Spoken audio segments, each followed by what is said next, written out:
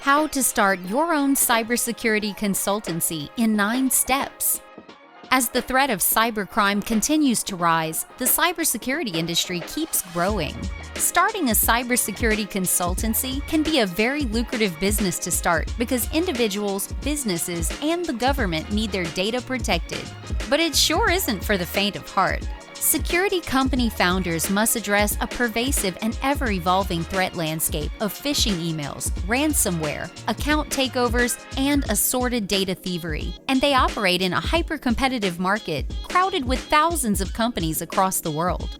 Because of the enormous financial risks, cybersecurity services are in high demand. This is where your cybersecurity knowledge may be turned into a profitable security solutions company. In this video, you're going to learn how to start your own cybersecurity consultancy in just 9 steps. But before we get started, make sure you like this video and subscribe to the channel to learn more about Cybermarket, a global marketplace connecting cybersecurity consultants, CISOs, and clients together.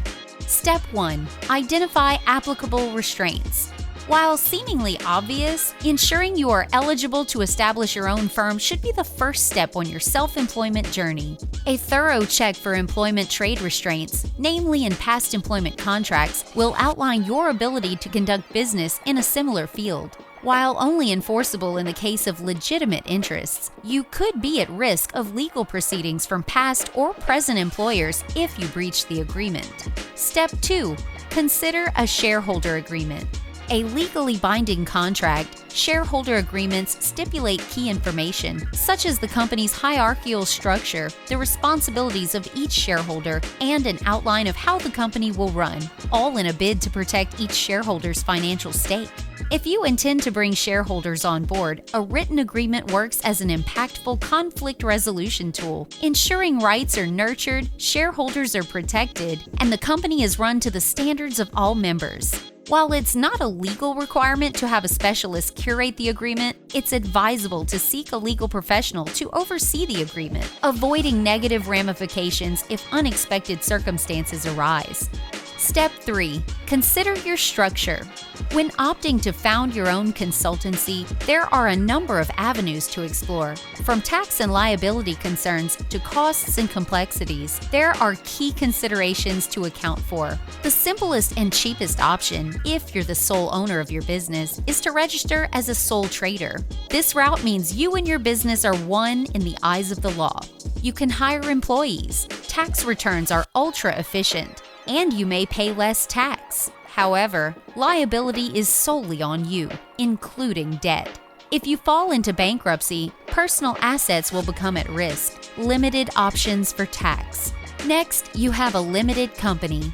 Operating as a separate entity from yourself, limited companies are the premier choice for business owners looking for liability and tax advantages. Your personal assets remain safe, and they're more tax flexible, but they involve a complex structure, are more costly, and can be time-consuming to set up and file tax returns. The third option is a trust. Like a sole trader, trusts are viewed as one with the trustee in the eyes of the law, often used by those who wish to own shares in their own company. With a trust, revenue can be distributed throughout the company. You'll get enhanced company privacy and a 50% capital gains discount. But trusts are taxed at the highest rate, are more complex to set up, and it can be difficult to borrow money. If none of these options appeal to you, then you might want a dual structure. This involves setting up 2 companies, a holding company to hold assets, and an operating company for employment, providing more protection with owners often having shares in the holding company. You get advanced protection, limited liability, and enhanced opportunities, but they can be very complex, time-consuming operations.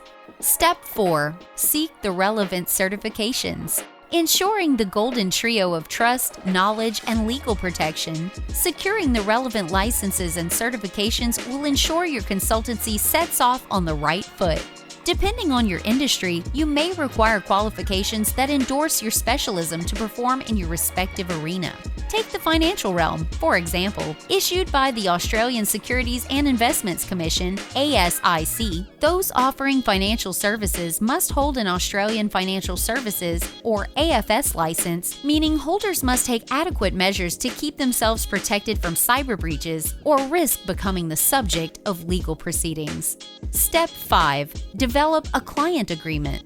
Clearly outlining your business relationship, client agreements serve a range of mutually beneficial purposes, from protecting both entities legally to limiting your liability, as well as ensuring both consultancy and client are on the same page. They're essential for positive, purpose-driven engagements. Ultimately, client and consultancy agreements are curated to explain the terms of the working relationship, namely the scope of services the consultancy will provide, payment terms, mediation clauses, liability, and the route to agreement termination. Clear parameters ensure reliable results. Click the link in the description below to utilize our templates to ensure that your agreement is legally binding. Step 6. Branding. An integral part of the consultancy process, branding will help your business transform into an industry powerhouse, establishing trust and creating client loyalty. The key to standing out in the cyber market, if you're set to trade under a name other than your personal name, registering a business name that aligns with your vision will distinguish your services while enhancing credibility. Known as a badge of origin, larger consultancies may consider a trademark registration, protecting your brand name and helping readers distinguish your services. With applications ranging from $250 to $330, there are a number of eligibility clauses to meet, such as ensuring your trademark is original, avoiding applying to trademark common words and phrases, creating a trademark that can effectively distinguish your services, and agreeing to your personal information being made available alongside your application. Step 7.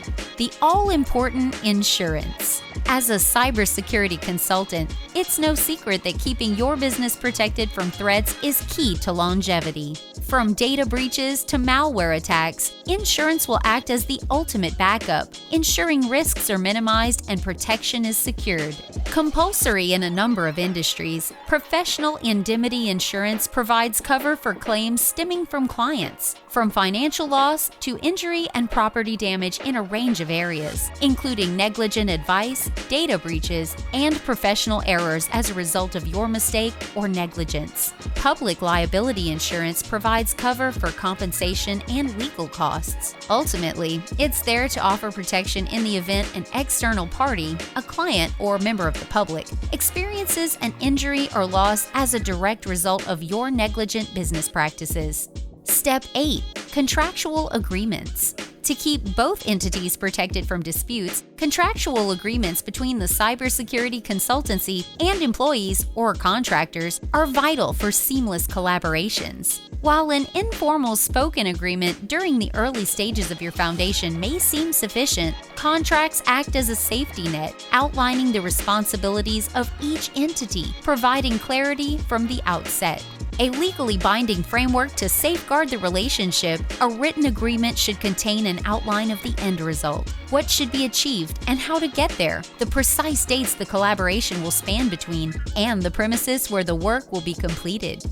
Step 9. Register an account with Cybermarket. Cybermarket is a global marketplace where cybersecurity consultancies and clients can find each other. There is a growing trend where cybersecurity consultants recognize the gap between what they are worth to a consultancy compared to what they get paid. There are a number of consultants who are leaving consultancies to start the next generation of independent and boutique consultancies, but they don't have a sales pipeline and a sales staff like their old consultancies do. Cybermarket is a place to help facilitate the sales pipeline for cybersecurity consultancies of various sizes. It's really easy to get started. All you have to do is click the link in the description below to register for a free account with Cybermarket today. So that's how you can start your very own cybersecurity consultancy. If you enjoyed this video, make sure you give it a like and subscribe to the channel for more content like this.